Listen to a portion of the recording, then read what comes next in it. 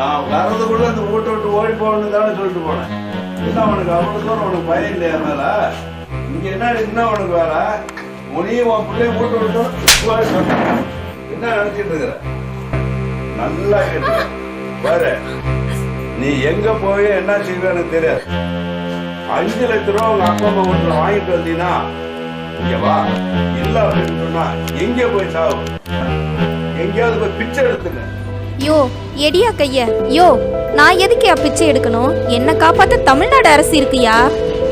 பெத்தவங்க கட்டி கொடுத்துட்டோன்னு கைவிட்டாலும், கட்டிட்டு போனவன் வேணான்னு துரத்தி விட்டாலும், என்ன மாதிரி ஏழை பிள்ளைங்களுக்கு தமிழ்நாடு அரசு நிறைய திட்டங்களை கொண்டு வந்திருக்குயா. ரேஷன் கடையில அரிசி, பருப்பு, எண்ணெய், ஏழை பெண்ணுக்கு பணம் தராங்க. உடம்பு கெட்டு போச்சுன்னா தரமான மருத்துவம் தராங்க. உங்ககிட்ட எல்லாம் கையேந்த வேண்டானதாயா இலவச பஸ் வசதி விட்டுருக்காங்க. ஏழைங்களுக்கு இலவசமா வீடு கட்டி தராங்க. நாங்க ஏன் வீதியில நிற்கணும்? என் பிள்ளைய படிக்க வைக்க இலவச பள்ளிக்கூடம் இருக்குதுயா. அதுல காலை உணவு திட்டம், மதிய உணவு திட்டம் இருக்குயா. எங்களை பார்க்க அரசு இவ்வளோ செய்யும்போது நாங்க ஏன் கவலைப்படணும்? நான் வெளியே போறேன்.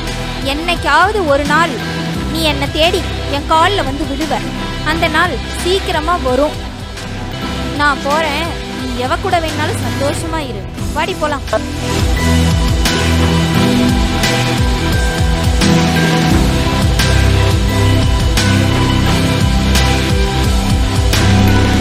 ரகு, நீ அழகானவன், அறிவுள்ளவன், படிச்சிருக்க. ஆனா இருந்து என்ன பிரயோஜனம்? இப்படி குடிச்சே உன் பேர் கெட்டு போச்சு. இந்த ஊருக்குள்ள எல்லாரும் என்ன சொல்றாங்க தெரியுமா? ஒரு பகல் குடிகாரன், எதுக்கு நீ பேசுறேன்னு எனக்கு எல்லாரும் திட்டுறாங்க. முடிவா சொல்றேன்.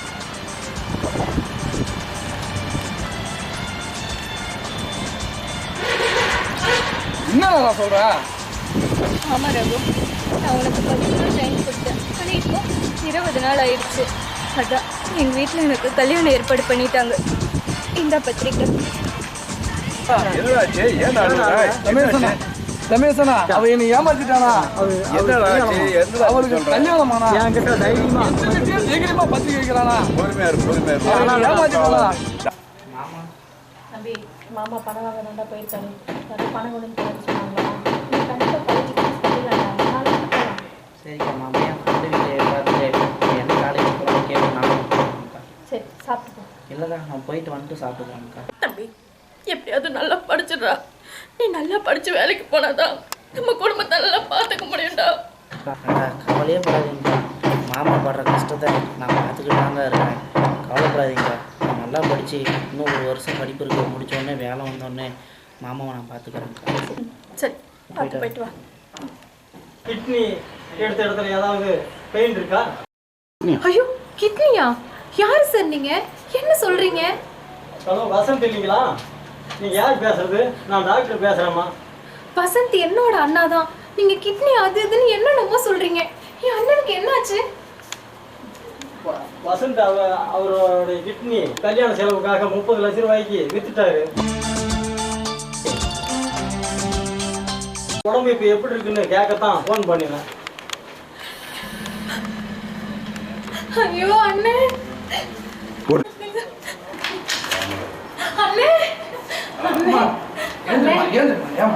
எனக்காக உயிரை பணைய வச்சு எனக்கு இப்படி ஒரு கல்யாணம் தேவையானே? ஏனே இப்படி பண்ண? பாருமா, நீ அண்ணனை பத்தி நீ கவலைப்படாதம்மா. அவன் நான் பாத்துக்கிறேன். நீ சந்தோஷமா இருந்தாதான் அவன் சந்தோஷமா இருப்பான். நீ அழுதுகிட்டே இருந்தீங்கன்னா அவன் மனசும் கெட்டு போயிடும். அவன் உடம்பும் நல்லா இருக்கணுமா. நீ சந்தோஷமா நல்ல மாதிரியே இருமா. போய் அண்ணே, உடம்பு பார்த்துக்கணும். நான் பத்திரமா பார்த்துக்கிறோமா? நீ நல்லபடியா வரணும். மாப்பிள்ள பத்திரமா பார்த்துக்க. யாரே பார்த்து மாநிலம் பட்டங்கிற நீ எனக்கு என்ன சொன்னா? இப்போ வந்து வெறும் பழனி பண்ணதுக்கு படகுறாது இருக்க, தாலி கட்டிய மோன தாலி கட்ட சொல்ற சம்பந்தே ஏதோ மாறி போயிட்டான் இருக்குது. உனக்கு 25 பவுன் நகைக்கு 30 பவுனா போடுறேன். 30 லட்சமா கூட தர சம்பந்தே. மணவரில் உட்காந்த பொண்ணு கல்யாணம் நின்று போயிட்டா அது வாழ்க்கை வீணா போயிடும். காலை கூட முடிக்கிறேன். எனக்கு பெருசு பணம் போயிட்டு போகுது. கொஞ்சம் இது உன் மனசு பெருசு பண்ணிக்குது. என்ன பேசுனியோ அந்த பணம் நகையே பையன் தாலி கட்டுவான், இல்ல கட்ட மாட்டாயா?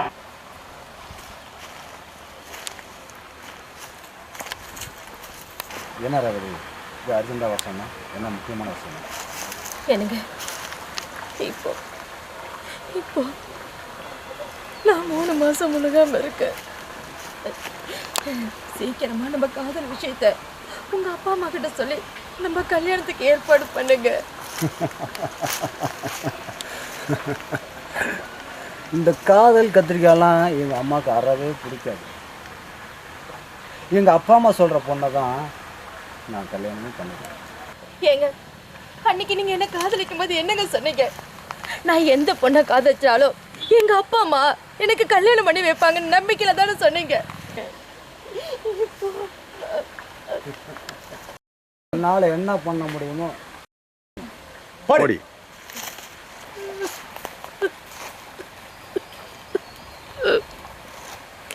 கடவுளே, பாத்தியா அவன் என்ன பார்த்து அனாத அண்ணன் கவனின்னு சொல்லிட்டு போறானே. பாத்தியா, நீ உண்மையான கடவுளா இருந்தா அவனுக்கு நீயே சரியான தண்டனை கொடு. இதுக்கு மேல நான் உயிரோட வாழ்றதுல எந்த அர்த்தமும் இல்லை. இல்லை, நான் இனிமே உயிரோட வாழவே கூடாது.